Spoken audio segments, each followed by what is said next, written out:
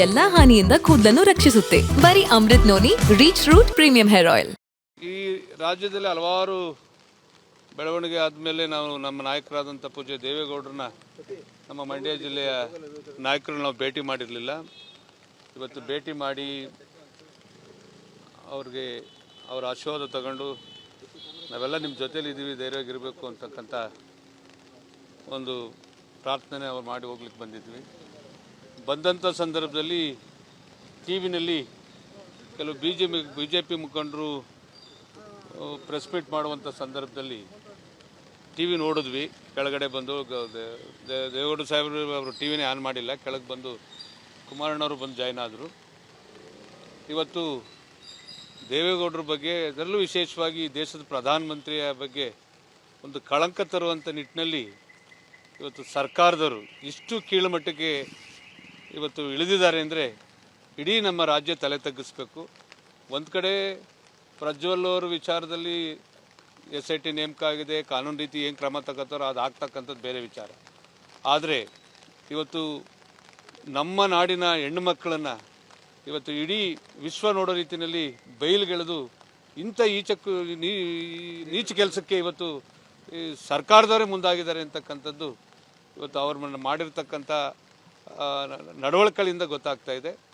ಇವತ್ತು ನಾವೆಲ್ಲರೂ ಕೂತು ತೀರ್ಮಾನ ಮಾಡಿದ್ದೀವಿ, ನಾಳೆಯಿಂದ ಈ ರಾಜ್ಯಾದ್ಯಂತ ಒಂದು ದೊಡ್ಡ ಈ ಸರ್ಕಾರದ ವಿರುದ್ಧ ಪ್ರತಿಭಟನೆ ಮಾಡಬೇಕು ಅಂತೇಳಿ ತೀರ್ಮಾನ ಮಾಡಿದ್ದೀವಿ. SIT ಮೇಲೆ ನಂಬಿಕೆ ಇಲ್ಲ.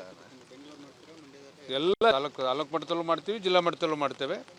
ಇವತ್ತು SIT ಕೊಡಬೇಕು ಅಂತೇಳಿ ಒತ್ತಾಯ ಮಾಡುವಂಥ ಒಂದು ಪ್ರತಿಭಟನೆ ಮಾಡ್ತೀವಿ. ಬಿಜೆಪಿ ನಾಯಕರು JDS ನಾಯಕರ ಮೇಲೆ ನೇರವಾಗಿ ಆರೋಪವನ್ನು ಮಾಡಿದ್ದಾರೆ. DKC ಅವರೇ ಇದರಾಗಿರುವಂತ. ನನ್ನ ಜೀವನದಲ್ಲಿ ನಾನು ಮಾತ್ರವಲ್ಲ, ನನ್ನ ಕೂದಲು ಕೂಡ ಆಗಿರ್ಬೇಕು ಸ್ಟ್ರಾಂಗ್ ಅಂಡ್ ಸ್ಟೈಲಿಶ್.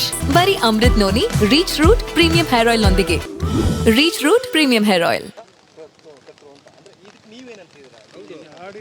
ಈಗ ಬಹುತೇಕ ಈಗ ಅವ್ರು ಹೇಳಿರ್ತಕ್ಕಂಥದ್ದು, ಅವ್ರು ಮಾತಾಡಿರ್ತಕ್ಕಂಥ ಮಾತು ರೆಕಾರ್ಡ್ ಆಗಿರ್ತಕ್ಕಂಥದ್ದು ಬಿಟ್ಟಿದ್ದಾರೆ. ಇನ್ನೂ ಹಲವಾರು ವಿಚಾರಗಳಿದೆ ಅಂತಕ್ಕಂಥದ್ದನ್ನು ಹೇಳಿದ್ದಾರೆ. ಬಹುತೇಕ ಇದರಿಂದ ಈ ರಾಜ್ಯ ಸರ್ಕಾರದಿಂದ ನ್ಯಾಯ ಸಿಗುವಂಥ ಲಕ್ಷಣ ಕಾಣ್ತಾ ಇಲ್ಲ.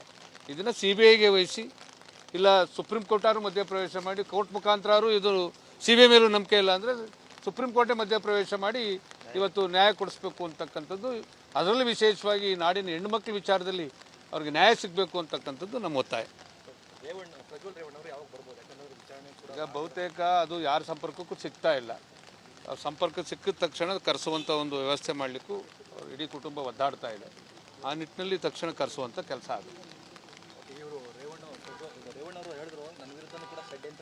100ಕ್ಕೆ 100 ಭಾಗ ಮೊದಲನೇ ಕೇಸ್ ಆಗುತ್ತೆ, ಆ ಕೇಸಲ್ಲಿ ಯಾವುದೇ ಸೆಕ್ಷನ್ ಇಲ್ಲ, ಪೊಲೀಸ್ ಸ್ಟೇಷನ್ ಬಿಡ್ತಾರೆ ಅಂತ ಗೊತ್ತಾಗಿ ಇವತ್ತು ಸುಳ್ಳು ಒಂದು ಕೇಸನ್ನು ರಿಜಿಸ್ಟರ್ ಮಾಡಿ, ಕಿಡ್ನಾಪ್ ಕೇಸ್ ಮಾಡಿ ಇವತ್ತು ಅವ್ರನ್ನ ಜೈಲಿಗೆ ಕಳಿಸುವಂಥದ್ದು ಮಾಡಿ ಇವತ್ತು 91 ವಯಸ್ಸಾಗಿರ್ತಕ್ಕಂಥ ದೇವೇಗೌಡರು, ಚೆನ್ನಮ್ಮರು ಅವ್ರ ವೇದನೆಯನ್ನು ನಾವು ನೋಡ್ಲಿಕ್ಕೆ ಸಾಧ್ಯ ಇಲ್ಲ.